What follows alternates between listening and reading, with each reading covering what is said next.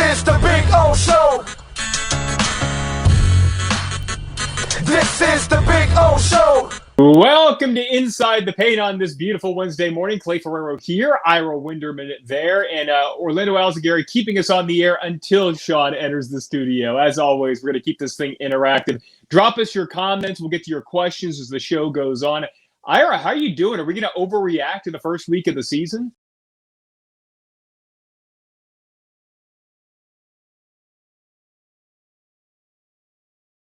You know what? It's interesting, Clay, because to a degree you can overreact because, as you mentioned in our lead into the show today, the Heat with Kyle Lowry, the Heat without Kyle Lowry are two completely different teams. And the fact that it's that severe, what you saw opening night against Milwaukee, that tour de force, what you saw in Indiana, the overtime loss, what you saw against Orlando, Kyle coming back, not needing to do it statistically in order to drive this team. It just shows you, one, the impact of that acquisition, but how much you need him on the floor. But it's also, you see a team coming together. The Markieff Morris moment on Monday. And I understand it's against Orlando, a bad team that also was depleted. But this team really is pretty much 8 deep, if you want to be honest about it. The top 3 reserves being Tyler Hero. We'll get into him a little bit more. Dwayne Dedmon and Markieff Morris. So you need those 3 guys to pretty much be on, or at least 2 of those 3 every game. The Morris thing was sort of a revelation. He had struggled in the first 2 games, came on, hit his first 5 shots against Orlando, and I think it just makes them a different team. So we're starting to get a feel for the Heat. We cannot overreact. I agree. It's an 82-game season. You don't jump to conclusions. But you know what? The schedule, and we'll get into this later in the show, gets progressively more difficult now when you're looking at the Nets tonight. You have a tough back-to-back against scrappy teams, Charlotte at home on Friday, at Memphis on Saturday, then Luka Doncic and Dallas next Tuesday. So there's going to be a few more tests. We're going to see what they're going to be. But if you had to ask me, sort of define what I think the Heat are going to be, they're going to be that scrappy defensive team, and they're going to win games with low scores, and they're going to try to out-defend you. That seems like the way it's shaping up. There's a lot of tough guys, as you know, they refer to themselves as the dogs in the kennel, and I think this season will be a season about kennel rations.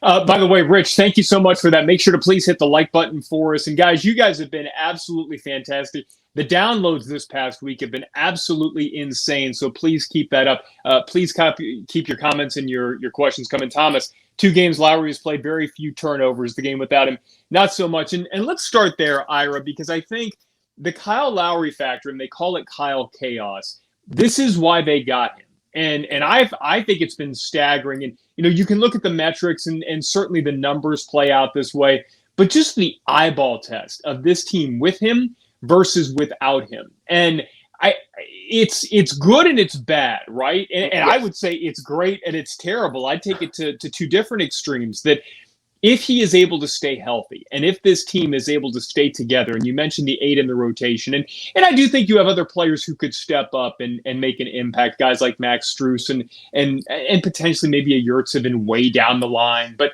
you have the top 8, I think, set.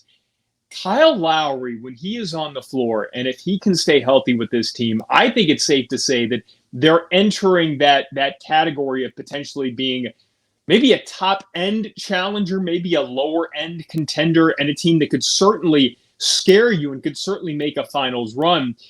But the frightening part of that is you're relying on guys in their early to mid-30s, in Lowry's case, mid-30s, to make this team a difference maker as the season goes on. So I think Lowry has been everything that Heat fans could have hoped for and more, and yet I think it is scary when you see how poorly they played offensively at times in Indiana without him, that I think it's both sides of that equation. Yeah, it's interesting. We went through the preseason together and we did these shows and we talked about the roster management, and Jimmy Butler only played 2 games and how it's smart with an older roster to do that.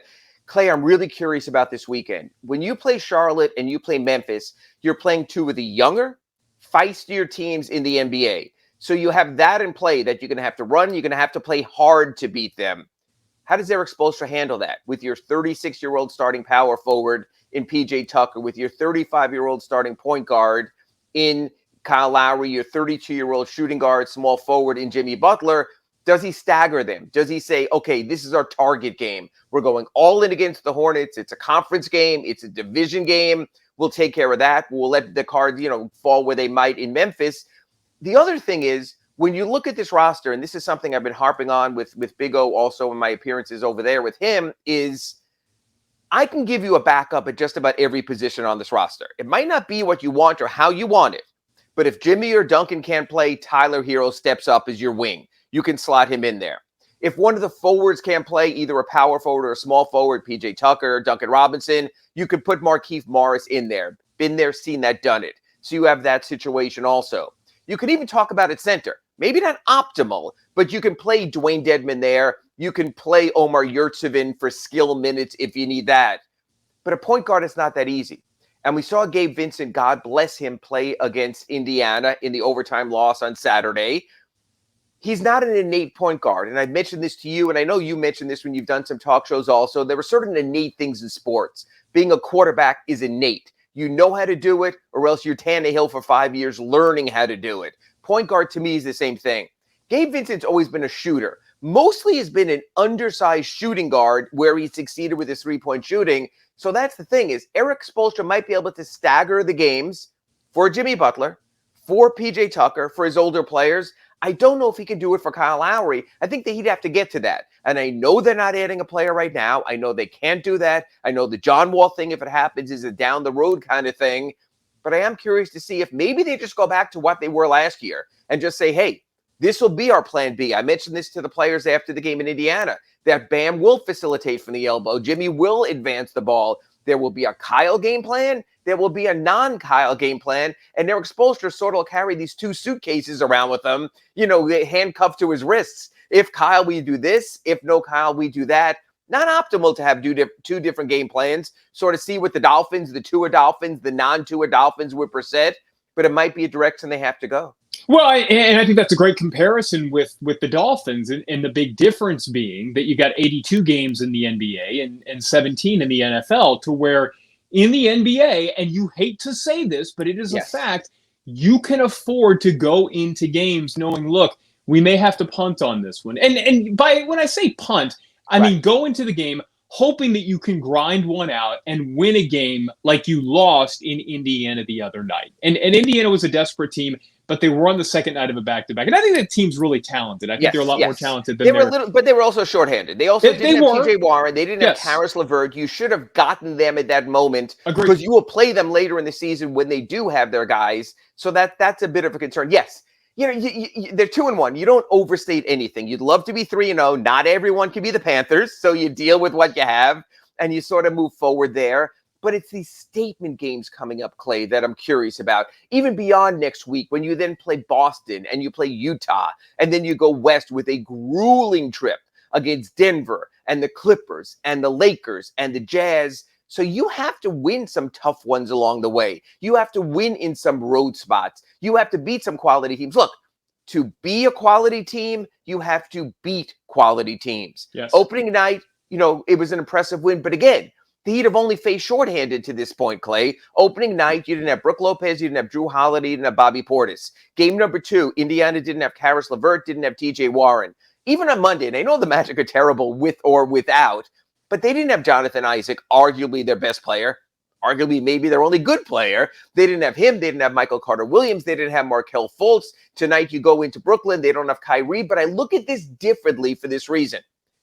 Brooklyn is not going to have Kyrie for the foreseeable future. So, you can say Brooklyn is shorthanded tonight, but then you're going to have to include that word shorthanded before every Brooklyn game, maybe the rest of the season, or at least the first half of the season until there's a mayoral change in New York. So that's what makes it interesting. This is a team that is what it is, the Nets. This is a Heat team. They've traveled healthy except for Victor Oladipo. They are what they are. It would be like the opposing team, Clay, saying, well, we're getting the shorthanded Heat because they don't have Victor Oladipo. They may never have Victor Oladipo based on how he's handled coming back from other injuries. I need to see some quality wins. You have to put together the W's against the good teams also. They have one against Milwaukee. I'll give them credit on that. Orlando was practically a bye with what they arrived with on the second night of a back-to-back. Tonight will be really interesting. Yeah, and they're going to get that chance now because, man, this schedule coming up is bonkers. I mean, my goodness. And it's the next 10 games, really, that there's not a breather on that schedule. C says, do you see the Heat trading KZ Okpala for a backup point guard possibly? I no, because I think you have to give up something to get something. Yes. And also, Ira, you've mentioned that the salary restrictions at this point, you'd almost have to go dollar for dollar right now. As the season goes on, Yes. you would potentially have the ability to add somebody. But no, you're not going to get a valuable contributor right now for KZ Okpala because he isn't. Right. And that's the thing. The Heat are very limited by the luxury tax, but they're limited by one factor more than that, Clay. And that's the composition of this roster. They're carrying 14 instead of 15 because of the tax. This will almost be a weekly segment of the limited Heat roster. But I'm going to do the math again. Udonis Haslem doesn't play. KZ Okpala can't play. Victor Oladipo is not healthy enough to play. Omar Yurtseven is learning how to play. You only have 10 of those roster spots that really are active contributors. Probably the 10th man right now is Gabe Vincent. Didn't really play moments of truth against Brooklyn. Number 9 is Max Strus. Very limited mix. And it's awfully tough to have a limited mix when you also have an older roster. So it's a very fine line the Heat are walking right now. What they really want, what this team is built for is this. They want to buy into the playoffs. Their perfect world would be give us any seed. We'll see you in the middle of April. We'll pay our taxes 100%. and then we'll go to our real work. But you have to get there through the 82 games. Yeah, and as we talked about, it's less important to get like a great seed as long as you're not in 7 or 8. And now, do you want home court advantage? And especially given what this team is showing right now, and looking at some of the questions around the league, like you could make the case that this team would be good enough if they put their best on the floor for 82 games to compete for one of those top 2 or 3 seeds. However, that's not the real world we're living in. And as Thomas mentioned, this team looked like it had dead legs in the playoffs last year, and there were reasons for that. COVID, the short offseason, the ridiculously short offseason. Yeah. So, like, you could make the case for all of those, but the bottom line is that you want to pick your spots. You don't, like, I would look at the schedule right now and say, I don't know that I want Kyle Lowry playing in Memphis on the second night. I would play him against Charlotte because I think that Charlotte game, that's going to be a statement game for the Hornets, and it's going to be a game for Miami that, regardless of what happens tonight, Charlotte is a team right now that, man, like everything that they're putting out there, plus they're young, like they're going to come out and they're going to have an increased level of urgency in that game. And I think you want that to be kind of a measuring stick game. Not that you're looking at Charlotte as one of the top 2 or 3 teams in the Eastern Conference, despite their record, just that it's a team that, man, they're trying to make a statement. So you want, as a competitor, to go out there and do that. Slap them down and slap them back in their place. Again, you always talk about what's the means to success in the NBA. It's win your home games, find some success on the road. That's a home game. You want to protect your home court. Right. You want to make FTX a place no one wants to come to play. Then you can pick and choose on the road. And you're right, Clay. So you might say, you know what? If you win most of your home games and you win your road games against the Sacramentos, the Oklahoma Cities, the Orlandos, the Clevelands, the Detroits, you'll get enough game to get into the upper 40s in wins to position yourself out of the play-in and not having to play Brooklyn or Milwaukee in the first round. So Erik Spoelstra will never say this. And oh my God, you know those steely eyes that he has when you ask him about it, when Mike, you give guys off. And it's interesting because he always goes, we don't do load management. That's not in our lexicon. Okay, well, they might call it something else, but they do something close to that because they have to do something close to that. So that's the thing is, I think there is a picking and choosing. And I think what's going to happen is this. We're going to ask Erik Spoelstra pregame at FTX Arena on Friday before the game against Charlotte, do you plan to sit some starters today or tomorrow? And he's going to give the death glare. We have a game tonight. That's all I'm worried about. If our guys can play, they will play. We will then go to Memphis. I'll be there on Saturday, and we'll ask Erik Spoelstra before the game there at FedEx Forum, are you guys playing? He goes, we're still working on that. And I think he'll roll out Heat Light on that night. Then you got 2 days off before you play national television in Dallas. We know the league is cracking down on don't sit your starters in their national games. You know they're coming. That's our big money partners. That's a national televised game, not going to be on Bally Sports. We want your best out there in Dallas. So there is some picking and choosing. They will never acknowledge it. And then, Clay, to your point, they should do it, shouldn't they? Yes, because look, I mean, we've already seen it. Like, we've already seen this team is so much different when Kyle Lowry is on the floor. And we've already seen him suffer, albeit a freak injury. It was an injury. He suffered an injury in game 1, came back, but it kept him out of game 2. And so when you see the difference, that's staggering Wouldn't you rather have to deal with that difference on the second night of a back-to-back in Memphis in October versus in the playoffs? Yeah, and you know what? And people call those games schedule losses. You see when the schedule comes out at the start of the season. Thankfully, the Heat, I believe, only have 14 back-to-backs this season. 5 of those are home back-to-backs. You're well-rested. You're not traveling. One of those back-to-backs is playing the Lakers and the Clippers on consecutive nights in Staples. You're sleeping in L.A. It's not a problem there also. I heard the hotel's pretty nice. So apparently, this Four Seasons chains has very good rooms. So you're good there. So you're talking about 9 travel back-to-backs. This is one of those 9. So if you're prudent on these 9, I think you'll cover yourself. Matter of fact, I spoke to Eric Spoelstra about the schedule. He really liked last year's baseball series-like schedule where you stayed in the same city, got both road games knocked off against the same team. He felt it really eased it. I can understand from a fan perspective, Clay, you don't want to have to go to consecutive nights of Heat Pistons in the arena. It's hard enough to go to one night. To me, it's like going to Marlins games and going, oh, the Pirates 3 in a row. Yay. It doesn't work for the fans, even if it works for the teams. So it is a tougher schedule, maybe from a travel standpoint than the Heat faced last season. And because of that, I do think you have to pick and choose. I think you and I could go through the schedule and circle boxes and saying, you know what, schedule loss, schedule loss. If you win it, God bless you, but you kind of know how it sets up. Daniel asks, what is our cap currently? You can find it in your couch cushion. That's about where they are right now. They're for about $400,000, or well, that's an Ira's couch cushion. Or as Clay and I call it, a lifetime earnings, but about $400,000 what they have. The minimum salary, which to pick up, an undrafted player is not about $900,000. Don't have the room, but again, they do have the room for it under the cap. They can make the move. But what happens is it puts you in the luxury tax. Not only do you wind up paying, it'll be nominal. Out of that, if you go $500,000 over,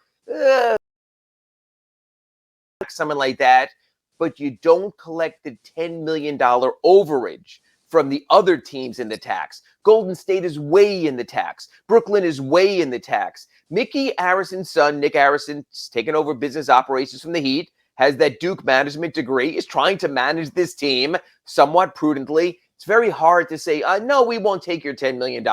Now, if the Heat reach a point where you and I are here on the Pallet Rack City Inside the Paint, 3-hour extravaganza every week because they're a contender, then I think all of a sudden Mickey goes all in and says, You know what? That $10 million I lose, I'll make it up on marketing. I'll make it up on drawing free agents in the future. I'll make it up on sales and things like that. Then you go into it. Right now, let's sit back a little bit and you figure it out.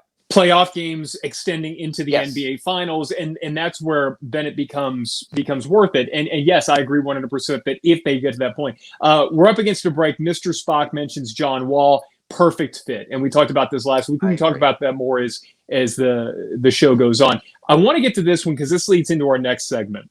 Thomas says the best case scenario is Hero learns from Kyle Lowry and can be a quality point guard coming off the bench. I feel like what we've seen Hero doing so far is a lot more suited to his strengths than trying to be that backup point guard. We're going to talk about what he's done so far and is it sustainable coming up next right here on Inside the Paint.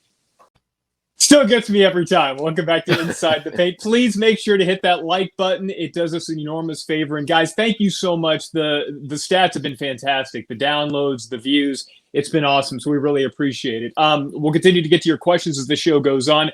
Thomas asked one before the break that led perfectly into where we wanted to go with this segment of the show, and that's Tyler Hero. And what we've seen from him so far has been nothing short of outstanding. Over 23 points a game off the bench. And Ira, we talked about this before the season, that this was going to be his perfect role with this team, which was sixth-man, dynamic scorer, Vinnie Johnson microwave type. And even more recently, you look at guys like Lou Williams and Jordan Clarkson, guys who come off the bench and are instant offense. So, Ira, I guess this is twofold. Number one, Thomas's question is, could he be more of that de facto backup point guard? And number two, which we'll get to in a little bit, is what we've seen from him sustainable? Well, let's attack number one right now, since Kyle Lowry's been kind of the big topic so far. Would you want to see Tyler Hero in that role as backup point guard? No. Yes. No and yes. As backup point guard, yes. As a true backup point guard, comes off the bench, plays some of his minutes at point, I'm fine with that. Doesn't take away all of his time at being the dynamic streak scorer he is. The problem is when you talk about backup point guard behind a 35-year-old point guard, you're talking about starting. Let's play the over-under game. And if you're on the text line, throw in your number. Clay, how many games do you think that Kyle misses this season? I have a number in my head. Let me see if we can channel each other here. 12. Okay, I had 15, so you're close enough. So you get the consolation prize. Okay, so you're talking about having your backup, quote-unquote backup point guard starting 15 games. I don't want to take Tyler Hero out of his rhythm for 20% of the season. I don't think that's prudent. I think you develop a role, you hold a role, you are what you are. People talk about Bam Adebayo should be a center or power forward. You move guys around too much, you wind up being nothing. The master of everything. Great at nothing. Jack of all trades, master of none. Master of nothing. Right. Thank you. I'm not a journalist. I wouldn't know that. So I think you have to find a guy who 15 times is good enough to step into that role, and honestly, maybe 60 times is a veteran enough to say, I'm not playing tonight. Right now, that role is in the hand of Gabe Vincent. He might grow into it, but here's the problem, Clay. He's not going to grow into it by only playing those 15 games when Kyle doesn't play and not playing otherwise. You don't grow through not playing. You don't grow through that lack of experience. He's not going back to the G League. He's been there, seen that, done that. So I just think that's the one more piece they need. So to bring this full circle back to Tyler Hero, no. I don't want to list him as my backup point guard because I don't want to start him a single game at point guard and retard the growth that he has going on right now. He's found a niche. He showed us in Indiana, he showed us that he also can get the assists when he has to on Monday night against Orlando, but he's making those plays out of being a scorer. He's making those plays by looking to get somewhere, collapsing the defense, and then making the spray when he has to. That's a lot different than dribbling the ball up, putting up a signal, running through a play, and all of a sudden you're like an automatron. That's not who he is. That's where they get in trouble with him to a degree. So maybe it is, hey, your starting point guard is out. We're just going to go with two shooting guards. Jimmy, you're handling again. But Jimmy's been on such a scoring role that, again, then you're taking out of his sort of nature. It's just weird to me. Yeah, and I would say this. I think we forget sometimes because he's done so much already. The dude's only 21 years old. Yes. And has he even turned 21 yet? He was born in 2000. Yeah, he is. Yeah. So he's 21 years old. And I think, not unfortunately, he's 21 years old. But what we saw last year was when you put too much on the plate, especially of a 20-year-old, it's really hard for them to take all that in. It's really hard. So to me, Ira, it's, hey, let him do what he's doing best on this team. And man, I hate to say this, but in those 12 to 15 games where Kyle Lowry is likely to sit out, I would much rather look at those not as a punt, not as a schedule loss, but man, go in there and just try to grind one out as opposed to taking Tyler Hero away from what he's doing so well right now and what I think you want his role to be come playoff time, which is come off the bench and score over 20 points a game. And so this leads me kind of into the next question because right now he's averaging, 23.3 points a game. And Clay, just one point there. My analogy would be this, a baseball analogy. You know when a baseball team runs out of starting pitchers, how they'll play the occasional game by committee and they run out their relievers. Right. The Dodgers have done it this season. The Yankees did it. One guy pitches the first 2 innings. 3 more guys pitch 2 innings. You get to your closer. You play it that way. So it might be committee basketball for the Heat in the games that Kyle's there rather than mess up the head of a kid whose head finally appears to be in the right place. And I'm going to steal your analogy. You would much rather do that than throw Clayton Kershaw on 3 days rest in June. That's exactly what I'm saying, because then all of a sudden you're messing up other guys' roles also.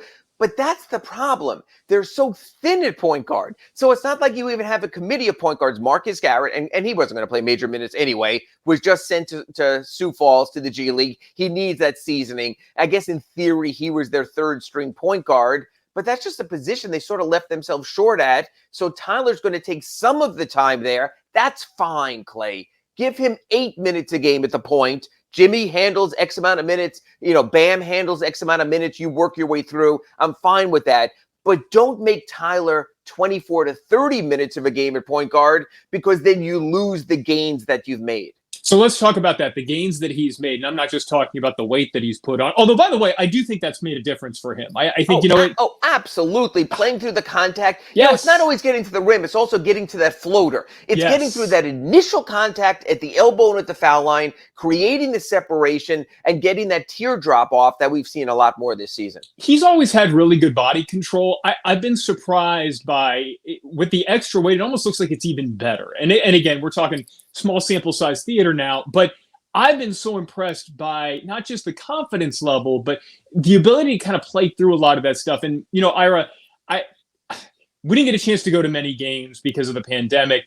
Being out there opening night and seeing in person, and we had seen him at practice, right, but not like going through the intense work of having guys hit you. And then it was staggering to me, both him and Bam Adebayo, just how much bigger they were and how that translated to their games. And again, small sample size, but that's really impressed me. And so to me, Ira, because of that extra weight, because of the fact that the confidence level seems to be where it is, I'm not saying Tyler Hero is going to average over 23 points a game for this entire season, but as far as can this level of production and energy and what he's bringing to the floor, is that sustainable? Could we legitimately see him as a Sixth Man of the Year candidate?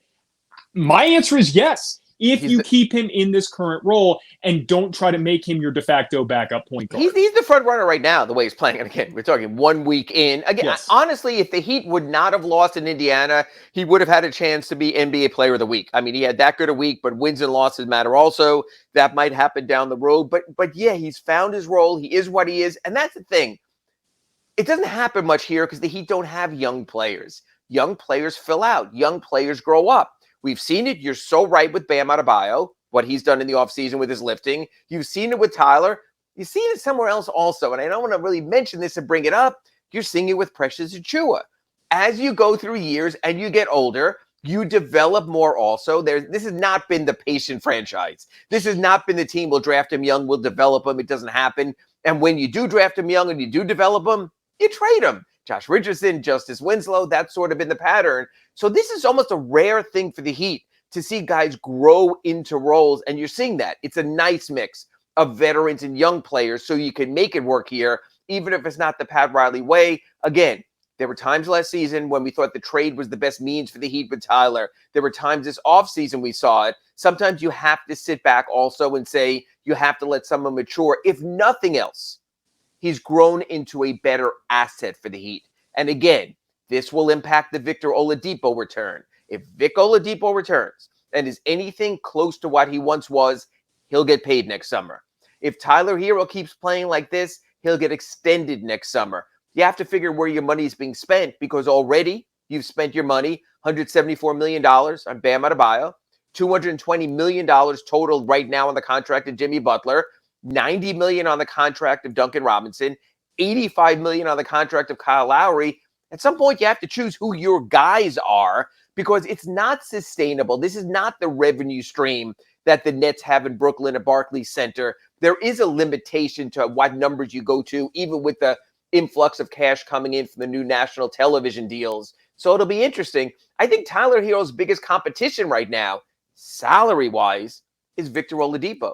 Because I think they're going for the same slice of the pie. I agree. And I think Oladipo is going to have to show a lot. And I think, unfortunately for him, I don't know that he can show enough to overcome the injury history and the questions. Like if you're picking between the two of those guys, and let's, knock on wood and all of that, let's presume that Tyler Hero stays healthy throughout the rest of the season. Sure. And you're choosing between a healthy Tyler Hero and a Victor Oladipo who's been healthy for 3 months. Like, it's kind of hard, especially when you're talking about. And the other thing is, and again, please, if you're going to aggregate comments to the show, use a pseudonym for me or something like that.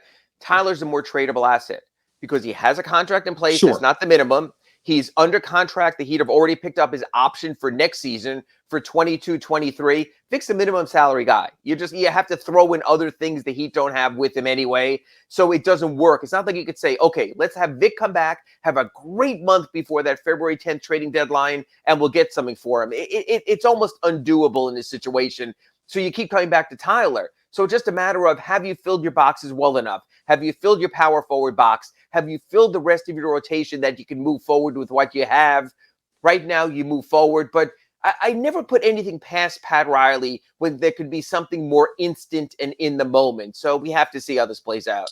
Yeah, and look, you said you don't want to be aggregated, and I understand that, but let's be honest. I mean, the best thing for the health of this franchise, it's twofold. I mean, number one, Kyle Lowry coming in and being as good as he has been in the short spurts that we've seen.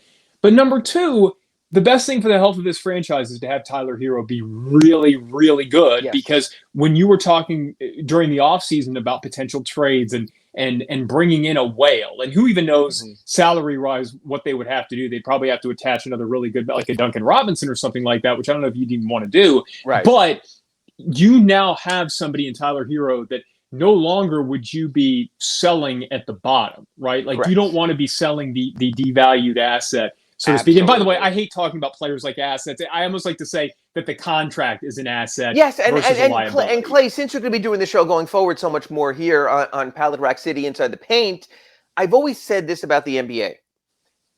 It's not to be cold about the players and talk to them as if they're just chattel or assets or something like that, but it's a salary cap league. There's a salary cap reality, which is why we have the Udonis Haslam debate. It is. It just is. You have X amount of dollars under the tax, X amount of dollars under the cap even before that. You have to work with both of those. So there's the cold, hard reality of money also. Just like you said, you don't want to have to trade a Duncan Robinson.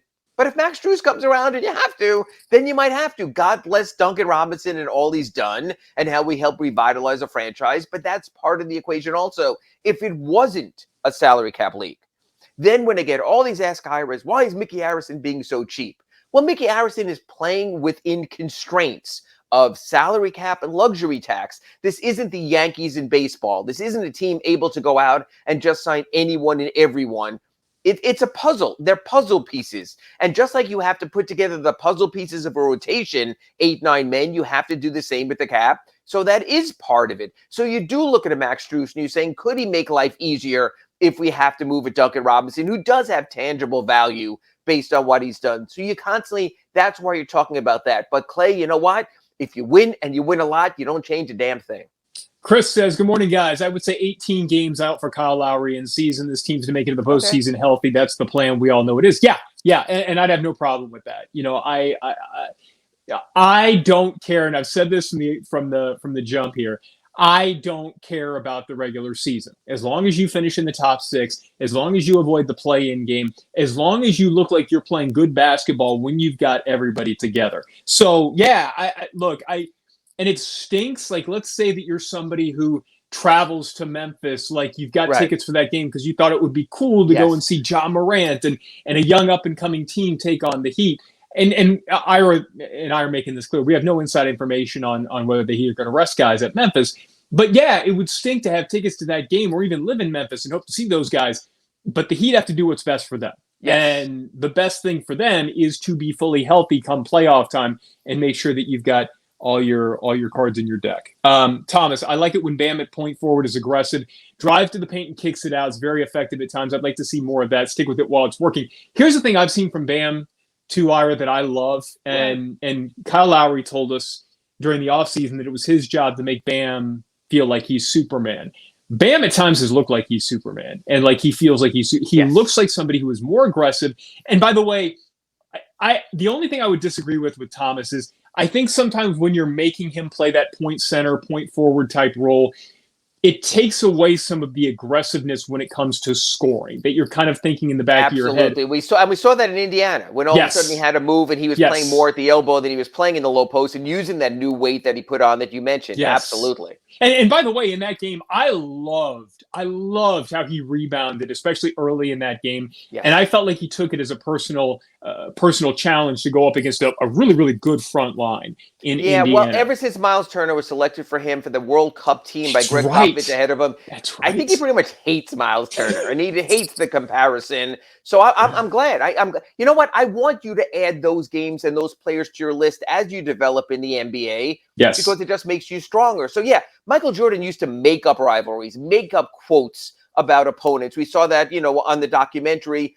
If that's what it takes, just like Jimmy Butler, and you need to play with an edge, I'm all for it. Quick story as we go to break, because we're past time here. But Shaquille O'Neal, and I grew up a big Shaq fan because he went to LSU. But he used to always tell this story about how he went to David Robinson's basketball camp, because Shaq was in San Antonio as a high school. He went to David Robinson's basketball camp, and he just despised David Robinson because David Robinson wouldn't give him the time of day at this camp. And Robinson was such a nice guy. It was so out of character. And then when Robinson was asked about it, he was like, man, look, I'm not going to call him a liar, but I don't remember that. 20 years later, Shaq admitted he made up the whole story as personal motivation. And so the best in the game do that all the time. Speaking of the best of the game, we'll have more from Ira Winderman coming up next on Inside the Paint. Nice. Welcome back. C. Della says, top 3, Clay, not top 6. This is our chance to seriously contend and get home court. Talking about the seeding and where the Heat might finish in the playoff race. I get it. I think where I'm coming from with this thing is I would not push so hard for the top 3 that you sacrifice the ability to be fully healthy, rested, and ready to rock. So I care less about where you finish as long as it's in the top 6 than I do about making sure that your guys are fully rested and ready to go. So please feel free to drop all your comments, your questions. We'll try to get to them as the last segment rolls on. Ira, Clay, did you log off and back on? Because now I'm on the other side of the box. Oh, yeah, I did. Because remember, like, the first 3 or 4 times we did this but thing, you've been good since then, yeah. Well, but I always log off during the second break because I don't know why it always kicks me off. It's, I don't know, my internet. Well, here's what you missed. First of all, if you need any racks or pallets or anything like that, Pallet Rack City is the place to go. And also, I suggest a visit to Acura Pembroke Pines. And now you're caught up. There you go. Break, you're back at it. Good. I'm glad I didn't miss too much. And send Big O money or something like that. I think that was the other one. Well, we already do that anyway. So, Ira, is there anything you've seen around the league so far that's surprised you in any way, either good or bad, and how it pertains to the Heat coming up, either schedule-wise or as the season goes on? I think the Eastern Conference is what you and I spoke about this, much stronger than it's been in recent years, competitive as far as depth of talent with the Western Conference. I still hold true. I know Cleveland has had some nice games so far this season, but I think besides Cleveland, Detroit, and Orlando, everyone's in the mix. Chicago looks good. Now, it's early in this. I've seen plenty of these teams. They look good early and they disappear late. But Chicago is feisty. Charlotte is really feisty. Yes. I like their mix, what they have there. And Rozier's been injured. He's missed some time. So, yeah, I think we're going to go at least 10, 11, 12 deep. I'm not as sure about Washington. I think Bradley Beal can only carry you for so long. So I'm curious to see where that falls into place there. But no off nights. So it's not even a matter, the Heat are back to an Eastern Conference schedule. They're getting to play more teams in the conference. It'll be easier. It will not. It's going to be a challenge. You have to take care of, like I said, you have to beat Orlando, Detroit, and Cleveland every chance you get, because I don't know, especially on the road, if there are other games like that. Boston has been more uneven than I thought they would be. I still think the veteranship of Al Horford will help that team and Dennis Schroeder, but I do think there's chemistry issues there. The Knicks, I still think, even with what we saw last night against Philadelphia, are a little too one-dimensional, as Kemba Walker can be a little more consistent to wind up helping a little bit more with Julius Randle. But the East is good. I just think when I watch all these East scores, very little surprises me when either team on either side wins. So, yeah, you better win the winnable games. You better be a little careful not to have the scheduled games against some teams you used to think, this is winnable. You can't do that. You can't check boxes in the schedule. You have to be good on a lot more nights this season. I will say that the team that has surprised me a little bit has been the Knicks, only from the sense that I felt like it was a team that wasn't quite high enough talent-wise, that they got by. And maybe this changes again in the playoffs like it did last year.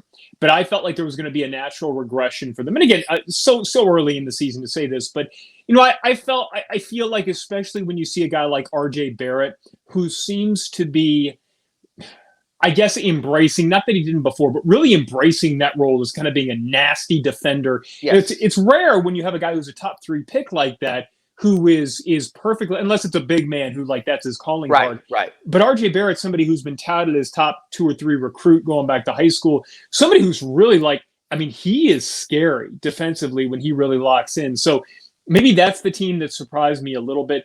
Boston, I was actually texting back and forth. My buddy Eric Yutzi, our morning anchor, is a big Celtics fan, and he said something early on that it looks like they're still trying to figure out what their identity is with Coach Udoka and getting back Jaylen Brown and stuff like that. I thought that was a big win for them in Charlotte the other night. I thought that was one that they had to have, and I feel like it's one that could kind of show us a little bit more about who they are moving forward. So speaking about moving forward, this week coming up, Ira, we've got this game in Brooklyn tonight, and I would like to see this team come out with the same sort of fire that they had in that Milwaukee game. Because that's a Brooklyn team, by the way, that unlike that Milwaukee game where, let's be honest, the Heat wanted that one more. And it had it a was statement to make, exactly after the playoffs. This is a game that I think Brooklyn needs to start figuring out who they are, especially without Kyrie Irving. And I mentioned this at the outset. I feel like these rules have hit James Harden harder than any player, the rule changes, than any player in the NBA. And for those of you that don't know, they changed the rules to where they're no longer calling fouls on the unnatural acts, where, you'll see a pump fake and then a guy like jumps into the guy or something. Like, they're being really strict about it. And James Harden's a guy who, man, like, of all players in the NBA, he probably baited guys into those fouls more than anyone else. Him and Trae Young is the other guy I would put in there also. Yeah, the jump into you guys. Yes. Clay, I loved what Sam Mitchell said on NBA TV the other day. He says, everyone is saying this isn't fair to James Harden is missing the point. If you are driving or playing to score a basket and happen to get fouled, you deserve the free throws. If you are playing to draw the foul, that's where they're drawing the line. No one wants to see guys try to draw fouls. No one wants to see guys stop games and get to the foul line when it's the unnatural act is playing to get fouled. Basketball is a game of playing to score. You watch enough international soccer, you know about the flopping. You know how there are players who always are playing to get fouled. Messi, right now as we talk, Messi's on the ground again. I don't know how. I don't even know if he's playing right now because that's how he plays. The NBA doesn't want that. So people in Brooklyn and James Harden are saying you're going against me. Well, basically, James Harden has been gifted free throws by playing unnatural basketball and being rewarded. So I have no issue whatsoever with the way that this is being ruled. The difference is Jimmy Butler's still getting to the foul line, and I love what Eric Spoelstra said in Indiana. Every time there's contact with Jimmy Butler, it's like a mini car wreck. It's different. He's using his physicality, but in every one of those plays, Jimmy's also trying to score. And look, I'll admit my bias here. I could not watch Houston Rockets games when James Harden was there. It's not that I respect the guy. He's incredibly talented, and so much of what he does are things that other guys in the league simply can't do, even without the drawing of the fouls. And I tip my cap to him for figuring out a way to take advantage of the system and how it was constructed. But the game ain't like that anymore. And now what I think Harden has done, which is really smart, is he's kind of made himself the de facto point guard there, which they need, especially with Kyrie Irving out. And Kyrie is more of a scorer in that role anyway.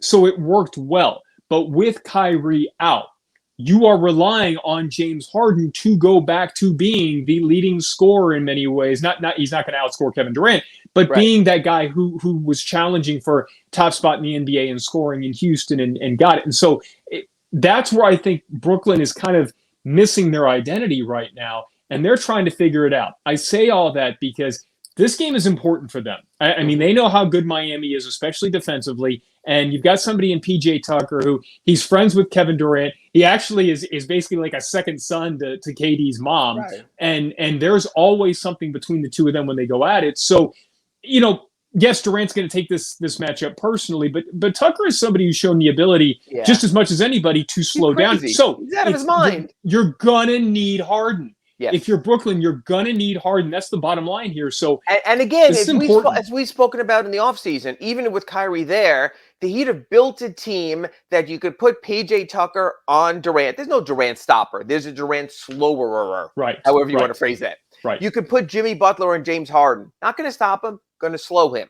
And you could put Kyle Lowry, if there was the matchup, on Kyrie Irving and slow him. The Heat have the defensive matchups. Last season in the playoffs, the Bucks had the defensive matchups. That's what matters. Again, the teams are on hold, so we won't see that as much tonight. But yeah, I think it's important. I think it's important for PJ Tucker to show people This is why you signed a 36-year-old forward, because I still can do this, because I still can at least slow Kevin Durant to a degree. That's important. I think Bam will get in the mix on KD also, especially with the Nets not playing a true center and starting Griffin and starting LaMarcus Aldridge. They've gone away from Claxton to a degree. They're playing smaller. So I think it's going to be a bit more gritty tonight. It'll be a fascinating matchup. It'll be the kind of game you're watching the overall game, but you're sort of focusing on the individual matchups as well. And it's going to be a litmus test for several of these Heat individual defenders, whether they're up to par there. And that just starts a whirlwind of 4 games before we come back on next week's show. Well, and you mentioned him earlier in the program, but a guy who's been fantastic for Brooklyn is Patty Mills, and he's going to be an enormous difference. Another I mean, six-man of the year candidate, with the way he's playing right now, Yeah, and as Spo says all the time, it's not who starts, it's who finishes. Well, they're going to need somebody to try to at least get in Kyle Lowry's way. And Patty Mills has been a Heat killer for years. Yes, I mean, when we sort of have our all-time pest team going back to his days in San Antonio, even when he was slumping, he would hit his shots against the Heat. So, I think that's another name, another blast from the past that'll be interesting. Our good friend Bruce Brown from down here, the University of Miami, he's gotten injected back in the mix. He's proven to be one of these guys who came out of nowhere. One of these guys, well, it happens more with football players, but might have a better pro career than he had a collegiate career. So, it's interesting across the board. I want to then look also, like we talked about earlier, at the Friday game against the Hornets. Yes. And the up-and-comers in our division. Again, Gordon Hayward, whether he's hurt, whether he's not hurt, made a difference for the Celtics in that playoff series against the Heat. You're going to see the same thing going on Friday's game. Charlotte is good. Charlotte is competitive. But it's like you and I talk about every week about, are you competing? Are you contending? The Heat's trying to lean toward contending. Charlotte's trying to lean toward competing. I think that's a game you've got to get. Then you go into Memphis on Saturday. John Morant, we saw what he did against the Heat last season. A lot of interesting matchups coming up. It really is going to be a fascinating week. Julius, great hour to start the day. Not dissecting a dysfunctional football team every day. Thanks, Ira and Clay. We try to take your minds off of that, although God help us if the Heat don't at least go 2-2 in these next 4 when we show up. And 2-2 is going to be hard. 2-2 is going to be difficult. They're an underdog today in Brooklyn. They probably will be favored against Charlotte. I'm sure they will with home court. Likely an underdog in Memphis, likely an underdog in Dallas. So the Heat's going to have to pull an upset to keep the angry fans from all of a sudden joining this show as well. Thomas says, hope Tucker can stay healthy. His defense has been awesome so far. Yeah, crazy. and crazy. Right. And I think this is, as we wrap it up, this is, I think, the thing that has been most encouraging about this Heat team. The guys that you signed are doing the things that you signed them to do in a best case scenario. Kyle Lowry, his shooting has been horrendous. And yet how he has elevated this team when he's on the floor, despite not shooting well, has been amazingly impactful. Like it is. You have to, like I said this in my Ask Ira today at sunsentinel.com, you have to be at the games. You have to see everything in the big picture. Yes. If you watch closely on TV, you'll see some of it. But if you see him scrambling like a mad dog, trying to get the ball back in bounds, pushing players up, grabbing guys, by the ear and telling them you should be there and there, telling them what to do, you need to go to FTX Arena. You need to see the way he controls all 94 feet, not just what's on your television screen. Absolutely. And to Thomas's point, PJ Tucker, man, you see the defense and you talk about having to be at the game. The man literally just plants himself in the corner on offense, right, and just says, I'm not moving. I'm going to stand there and I'm going to make sure that somebody has to account for me. And that's important for spacing. And you have to, by the way, because he will hit that shot. And the toughness. When I was watching that bench group and working through the rotation the other day, you saw how feisty PJ is. He's crazy. You saw how feisty Dwayne Dedmon was. He had one of those loose ball situations. Like I love him, man. I'm sorry, I love Dwayne Dedmon. When they fight for the fumble and they're punching guys in the nuts and everything to get the ball, that's Dwayne Dedmon. And you saw it from Markieff, who has that reputation. Clay, you'll know this because you're in the industry.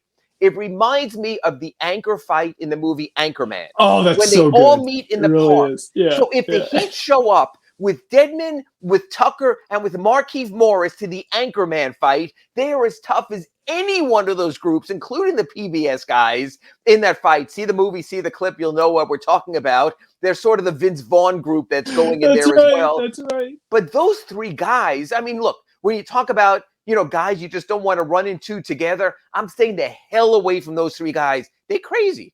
I said this jokingly, and I'm using the word crazy because Dwayne Wade has used this word to describe Jimmy Butler. Jimmy Butler may be like the 5th or 6th craziest guy on this team. Which really makes you wonder about the whole thing. Yeah. So. All right, man. This has been fun. Thank you guys for all your comments, all your questions. And again, I can't say this enough. We've been overwhelmed by the numbers. It's been great. We appreciate it. Keep it up. Thank you so much. We will be right back next week right here on Inside the Paint. And Ira has already predicted at least a 2-2 week. Right? Uh-oh. Lots of pressure. Take care, guys. Thanks, Clay.